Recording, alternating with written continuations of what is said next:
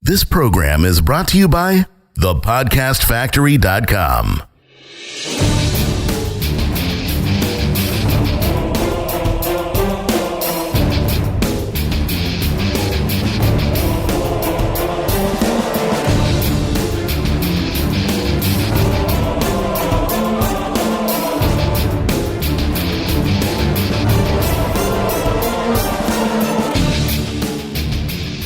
You are listening to Death, Glory, or Disappointment. Welcome back, boys and girls. Here is the bearded beast of business, Mr. Dan Meredith. Hey, man, how you doing? And this is going to be a shorter one today because it's about productivity, how to plan, how to get more shit done. And I just want you to listen and do. It's that simple. That's the end of the episode, folks. Thanks for Thank you for listening. Goodbye. Go do the work. But no, it was a common thread that came up is that people are struggling to plan and to rationalize and figure out what's important. And I've pretty much said, right, number one, do you want the simple version? Yeah.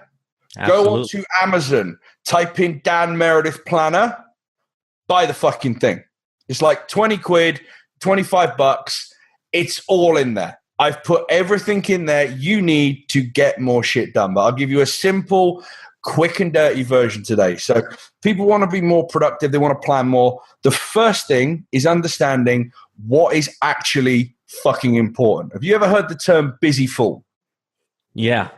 So my old boss years and years ago when I first got into corporate and headhunting, like not such, but he would say, are you guys working or are you being busy fools? In other words, are you doing stuff like tidying up your desktop, admin? Are you, tidying your desk physically? Are you, doing research, which you could probably do at a less, for example, key sales time would be between 9:30 and 12:30 and 2:30 and 5:30, the business hours. Yeah. So he would, logic, why are you doing research down to in time which would be prime sales time? You're being a busy fool. You're kidding yourself. You're being busy. So again, I said this before, real straightforward. Just write down, brain dump the shit out of it. Put on some loop music. And again, not advocating drinking on this one, but down a couple of coffees, have an espresso, have a glass of wine, bottle of beer, literally relax, put on some loop music and just write and write and write and write and write. And write out all the shit that you need to get done. Like write out everything. Okay? Out. Done. That's number one. And then there's the other side of things. So that's the first part. So you put that to one side. And then I have this in the planner. I have a list of areas in my life that I want to work on. So business, relationship, fitness, family, fun, finances, all these kind of things. So again, it's in there. You can grab it. I then rate myself out of 10 on all of those ones. So 10 being, I've nailed it, it's perfect, don't need to work on it. 1 being, fuck me, how is this even a thing on your life? And then I'll go through that and I'll pick this is how my planner came about. I'll pick so I do this every month, okay? It's the start of the month, this bit. So, and I'll pick the 3 lowest scores, and those 3 areas are the areas I need to work on for the next month. So this month was fitness. So I wasn't very happy with my fitness and health. I mean, I've dropped like 10 pounds now. I benched 140K yesterday, which I haven't been able to do over 100 for like 6 months. So super happy. Got back into that. That was fitness as one. Connectivity was another one. Obviously, family, friends, sounds silly, but I moved to a new town, didn't know anyone, made a conscious effort to go and make new friends and new people, hang out with people, say yes to opportunities to go do stuff. So I did that as well. And then, it wasn't so much a low score, but it was kind of, it was something I wanted to work on, and that was I called it business, but it was kind of like more like I want to grow myself socially. So I had a conscious decision to do more, literally to grow my following, to grow my audience, to grow my email list. So yes, under the business, but that was kind of like what I wanted to do it. And then that brain dump I did, I then went through, and I've mentioned this before, I ranked it all 1 to 3, 1 being super, super important, 3 being it can wait. But in relation to the 3 areas that I need to work on that month. So it could be super important, but it's not really going to help me in those areas. So I basically then create a list of these ones that influence the 3 weakest areas in my life right now.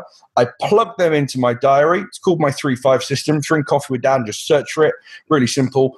Monday to Sunday, 3 to 5 things per day that positively move the needle for the 3 weakest areas in my life. Simple. It's a self-rationalizing system. Dead easy. What do you think? So we don't need the planner anymore? Fuck off, Jonathan. Hashtag sales.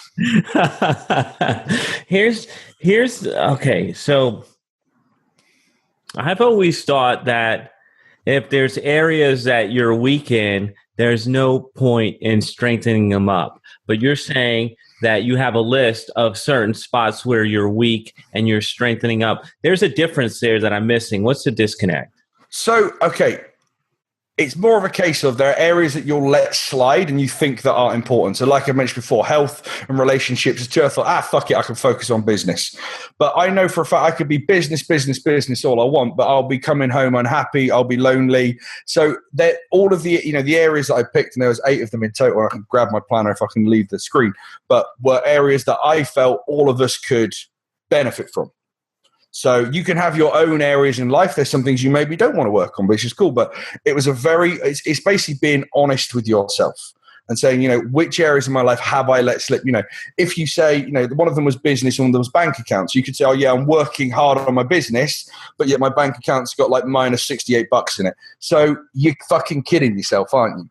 So it's just a really good way to kind of rationalize yourself. And then the other thing is kind of what I said, people are saying like, how do you plan stuff? It's a case of, well, that's how I do it. And then I've also had so I'm trying to give you a few systems that people might like. Okay.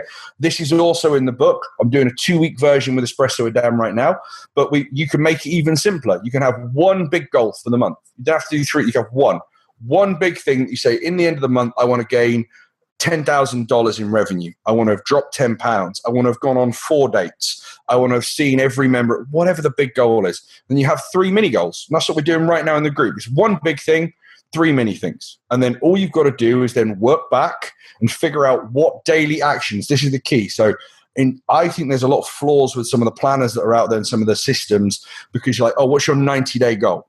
Well, that's cool. It's good to have a big idea and stuff, and I get it. But how do you plan 90 days worth of stuff out when you don't know what you're doing from one day to the next?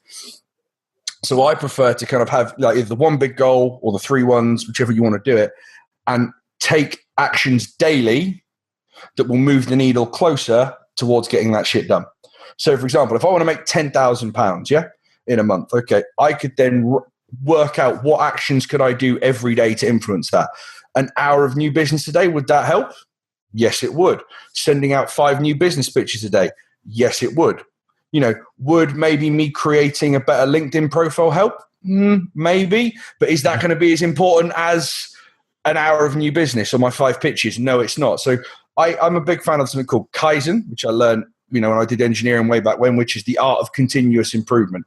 So every day is trying to take positive actions towards those steps. And seeing them everywhere, like I write them down, I have notes everywhere. Every day I think, is what I'm doing now going to positively or negatively influence the goals I am trying to achieve? Very, very, sounds a bit up there, but it's a case of everything I run through that filter. Our podcast today, Jonathan, this is going to positively impact my goals on obviously growing my audience. Of course it is. So this is something that is a big, big tick. However, is going on someone else's podcast versus doing this going to be more important? No. So so if I had an opportunity to go on someone else's today or record this with you know what I mean? This is going to win every single time. And that's the kind of, but equally, obviously we had to change our recording the other day is another one. Yes, I had to do, the recording was important, or was it more important to be home to help my sister get ready? That one, you see what I mean? So you kind of understand, what am I doing that is important to move that needle towards my big goals? And then the other thing that's very, very simple, and I'm kind of really dumping this in here because I just want to do like a quick, short, punchy one today, was understanding that your life is your own. So in other words, like, people will complain about not being able to have enough time to do things, not being able to get stuff done. It's like, you have to be a little bit of a savage with it, kind of tied in with our social media savages, our last one. But you have to put time aside to do the things that you need to improve on. So if you need to work on it, you have to block out time in your phone. You have to block out time in your diary. And you have to have a degree of discipline. And it is harder. I'm completely mindful. I am single. I don't have any children. But I've got lots of very, very successful clients who are parents, both partnered and single, who do this because they understand if they put that time aside to work on their business, to work on their health, to work on their mindset, whatever it is they want to work on, they are better parents. They are providing a better future for their children. And they're not in any way sacrificing. They're just very, very strict. You know, I've got a friend of mine. I mean, she's built a £250,000 business from nothing. It was a hobby that she used to sell a few meals on the side. And she's now got a big kitchen and business and meal prep, all this kind of stuff. Really fascinating. But she used to do it. She used to get up early before the kids were awake, and then she'd do it when the kids were asleep. And that was her choice. So she blocked those times out. She wouldn't talk to you. She would just work. 2 years down the line, 6 staff, 2 vans, massive, great premises, and, you know, money in the bank, has holidays, and she's basically given her kids a future. That's nice. So, Dan, speaking of that, because a lot of times people think about this productivity and this planning and they focus it all on business, but can you use the same stuff for your personal life as well? 100%, mate, I did. I applied it. So I got to the point. So that a couple of months ago, business was good, had a great relaunch of espresso, new round of the new product with double espresso, which is kind of like high tier coaching with me and my mentor. So business was great. Systems were in place, team was in place. I'm like, cool. What's missing from my life? And I was very rational and I was just on front. I've never hit this. And I said, right, I've got friends. My friends are, you know, like yourself, they're all over the world. They're a Skype call away, a Facebook message away. But, you know, if I wanted to go for a coffee or a beer or go do something, there's none here. So I applied exactly this. Same principles. I joined a stand-up comedy group. I joined a writing class. I joined a small group sort of personal training thing. And like literally 3 of those guys from that group have now become like my super close friends. Like we hang out all the time. We do stuff. They've all been around my house and we partied and stuff. So I applied exactly the same thing. It's like instead of being a little bitch moaning that you're alone, you've got no mates or anything, like no one to hang out with. And bear in mind, I love my life. I mean, I'm super happy on my own, pottering on the beach, reading stuff. But, you know, it's like anything. Sometimes you just want to go shoot the shit with someone. So I applied exactly the same principles to that. It works for everything. I've got a couple of people who've applied it to their relationships, as in, you know, intimate relationships, and it's worked because you're consciously making an effort day to day to improve. And that's it. So how do I plan? Well, I kind of do and I don't. I have a big idea, so I have a big goal. I have something that I'm focusing on, something that I'm working towards. And then I force myself to do a little bit of critical thinking and basically being disciplined and thinking, what actions can I take every day to improve what I'm looking to do or get the results that I'm looking to get? And obviously the other method was kind of based more on my old 3-5 brainless. They both work brilliantly, but it depends on what sort of person you are. If you like long lists, then the first one. If you like a bit more freedom and flexibility, big ideas, big goals, and then obviously putting in actions every day, action steps that are going to move you towards those goals. So, Dan, is that all inside the planner, all the Indeed different it methods? is. Okay, so everything's in there. So I've not seen your planner. Forgive me. It's all right. It's called I Get Shit Done Planner. So my brain dump 3-5 system, which is the original system that I talked about, which I still use when I've probably got more bits to do. It's really good to get it out. That's the kind of one I touched on at the start. The second one is more useful for when you've got some big things to improve. You've got a goal you want to improve, but maybe you can't think 3 months down the line, but month to month helps you rationalize where you are, figure out what's going on, and then your goal is every day to improve it. Like, you know, for example, I had a pizza and a couple of glasses of wine the other night. Okay. That does not move me closer towards my goal. Okay. But let me put it in this way. I'd done 13 PT sessions. I hadn't missed a single macro. I hit every single target. I dropped 6 pounds last week, and it was a beautiful sunny day. I was watching the marathon, which is in Brighton, and I thought, you know what? This isn't going to take, at the moment, I'm a bit stressed, I'm a bit tired. I wanted a release. I had it. Yet Monday, straight back on it, back on the training, back on the diet. So offer equally brilliantly, if you can reward yourself with this system, because if you've done all the things and you've over exceeded your targets, then yeah, you can have some fun with it too. Like tomorrow, I'm taking the whole day off tomorrow. I've just hired a yacht just by myself. We're going to go out in the sea, and I'm just going to sit and read, and no one's going to talk to me. I can't wait. Really? Yeah, of course, really. I'm a fucking idiot.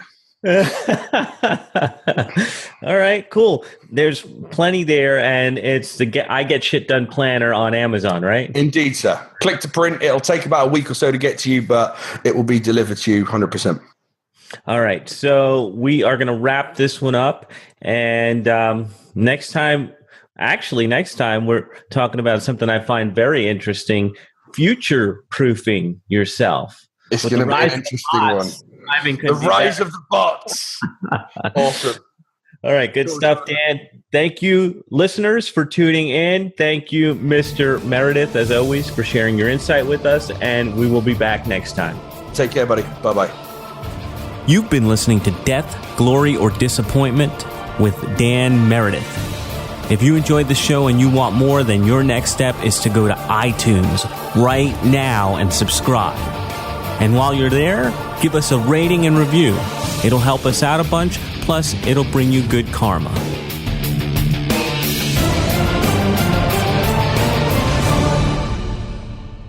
This is thepodcastfactory.com.